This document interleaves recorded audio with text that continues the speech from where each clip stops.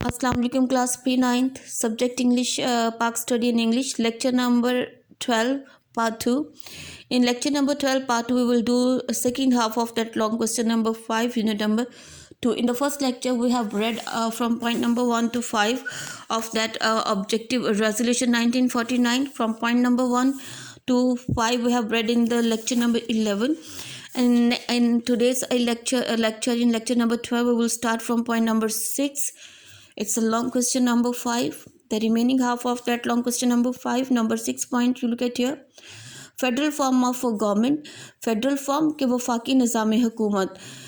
It was specifically ख़ास तौर पर mention बयान किया गया in objective resolution करारदाद मकासद में that Pakistan shall have federal democratic structure कि पाकिस्तान का वफाकी डेमोक्रेटिक जमहूरी स्ट्रक्चर साख्त होगी कि पाकिस्तान की वफाकी जमहूरी साख्त होगी एंड इट्स अ सिस्टम और इसका निज़ाम जो है शैल बी एडमिनिस्ट्रेड इसका इंतज़ाम जो है वो संभालेगा थ्रू द इलेक्टेड जो मुंतखब शुदा नुमाइंदे हैं लोगों के वो इसका इंतज़ाम संभालेंगे इस निज़ाम का इंतज़ाम जो है.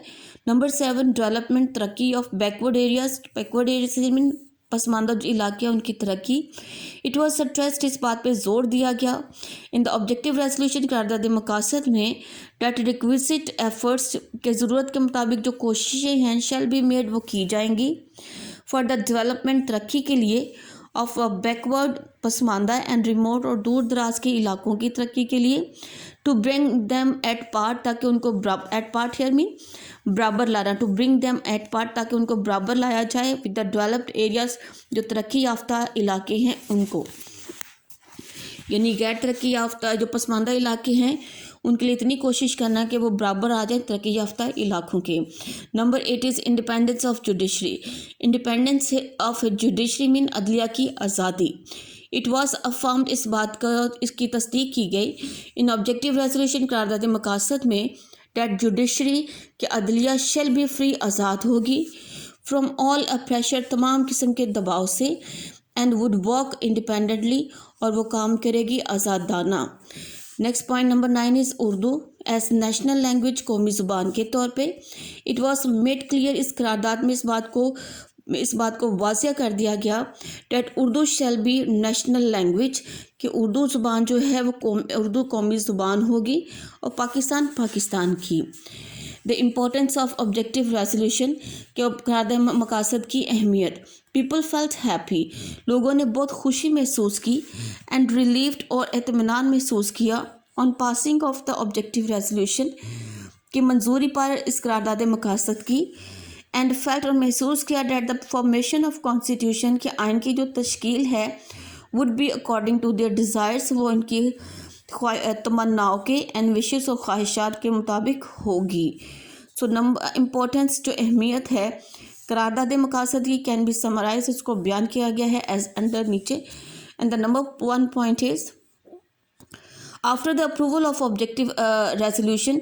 अप्रूवल हियर मीन मंजूरी के बाद करारदाद मकासद की मंजूरी के बाद the process of the formation के तश्कील का जो अमल था ऑफ कॉन्स्टिट्यूशन आइन की इट स्टार्टेड शुरू हो गया. A committee to draft the constitution एक कमेटी बनाई गई टू ड्राफ्ट द कॉन्स्टिट्यूशन इस आइन को बनाने के लिए. इट वॉज फॉर्म्ड इसको बनाया गया इस कमेटी को which was named basic principle committee और इसको नाम दिया गया बुनियादी असूलों की कमेटी का.